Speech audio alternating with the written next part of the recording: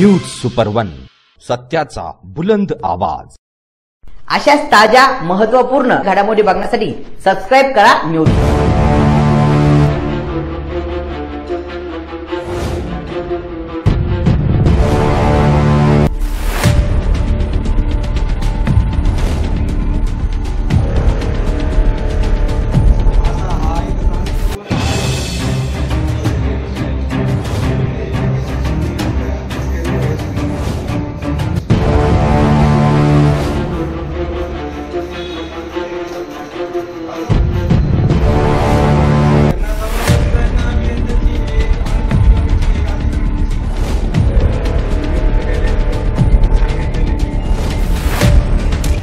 श्रीरामपूर नगर परिषदेच्या विविध विभागात अधिकारी उपलब्ध नसल्याने त्यांचे कामकाज कर्मचारी चालवतात की काय, हे सामाजिक कार्यकर्ते मनोज भैया भिसे तसेच स्वातंत्र्यवीर सावरकर प्रतिष्ठानचे अमितजी मुथा यांनी प्रत्यक्ष समक्ष जाऊन अधिकाऱ्यांच्या खुर्चीवर कोण बसलंय याची पाहणी केली।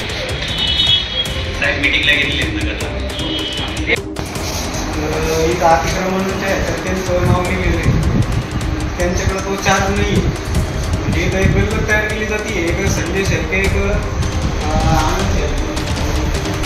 असा हा इथं जाणीवपूर्वक हा बदल केला गेलेला आहे। आचार तुमच्याकडे आहे का साहेब? आचार तुमच्याकडे आहे? हा जो विषय इथं आहे की इथं संजय शेळके साहेब असतात, पण इथं जाणीवपूर्वक हे नाव टाकलं गेलेलं आहे आनंद शेळके म्हणून। इथला चार्ज हा कोणाकडे आहे?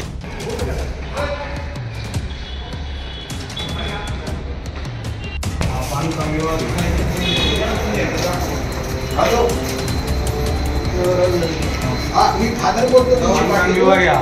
बांधकाम विभागात कोणी अधिकारी अजून उपस्थित नाही। कार्यालयीन कामकाज आहे। कार्यालयीन कामकाजाच्या कार्यालयीन कामकाजाला 12:30 वाजलेले, 12:30 वाजेच्या कार्यालयीन कामकाजात सुद्धा या खुर्च्या सगळ्या रिकामे।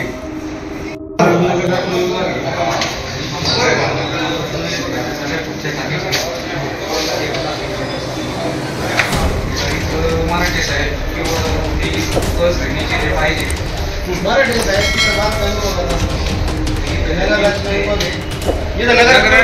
नियुक्ती कोणाची? पोलीस नाही साहेब, कामकाज बरोबर नाही चार्ज दिलं का तरी? आणि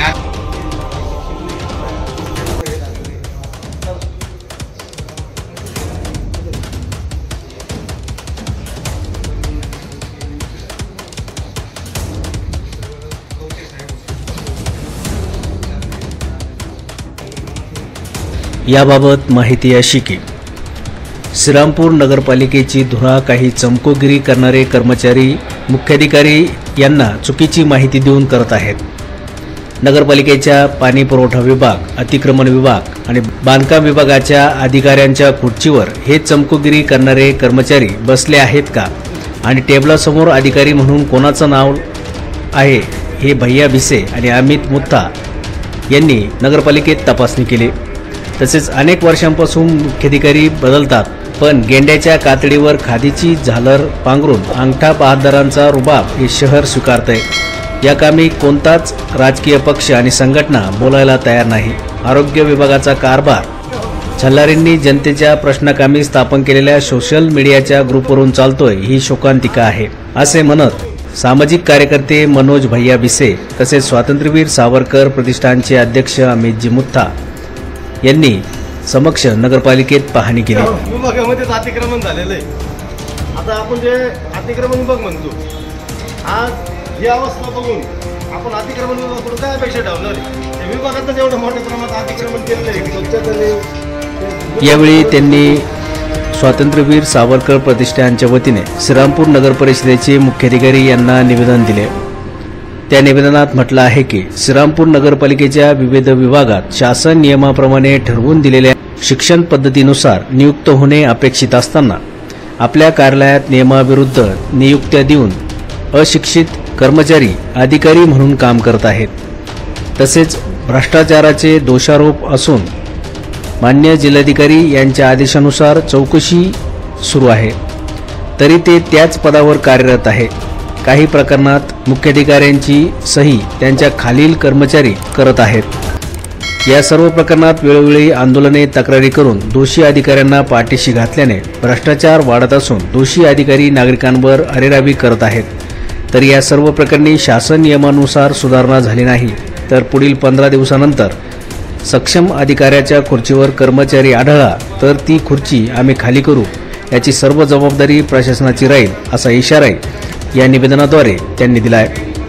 महाराष्ट्र शासनाने जेव्हा देश स्वतंत्र झाला तर एक कार्यप्रणाली, एक रचना दिलेली आहे की जे शासकीय कार्यालय तिथं कोणते अधिकारी पाहिजे, त्यांचं शिक्षण काय पाहिजे आणि त्यांनी काय कामकाज करायचं ही नियमावली दिलेली आहे. पण श्रीरामपूर नगरपालिकेत 2012 ते 15 पासून अतिक्रमण विभाग हा एक कर्मचारी चालवतोय आणि हा कर्मचारी याची वेळोवेळी आम्ही मान्य विभागीय आयुक्त, मान्य जिल्हाधिकारी यांच्याकडे तक्रारी केल्या होत्या.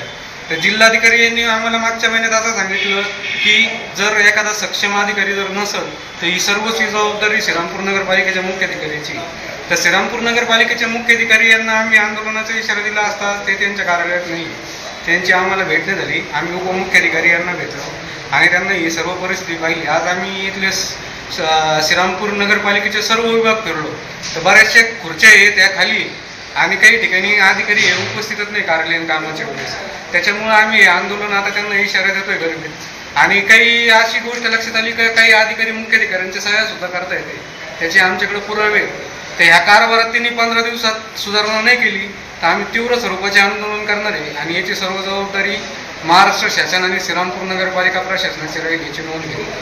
त्या प्रकारची पूर्वसूचना न देता एक सोशल मीडियाच्या माध्यमातून एक आंदोलन पुकारलं. त्या आंदोलनाची दिशा अशी होती की श्रीरामपूर नगरपालिकेमध्ये अतिक्रमण विभागाला एक सक्षम अधिकारी नाही, तो पालिकेचा एक कर्मचारी अतिक्रमण विभाग अनेक वर्षापासून चालवत आहे.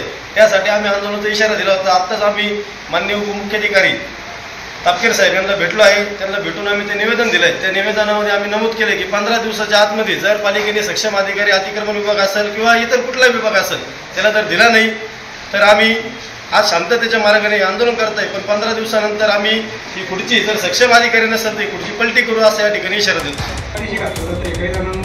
मान्य जिल्हाधिकारी तेच अधिकारी आज काम करतात. काल मुंबई न्यूज सुपरवनसाठी अभिषेक सोनोने, श्रीरामपूर.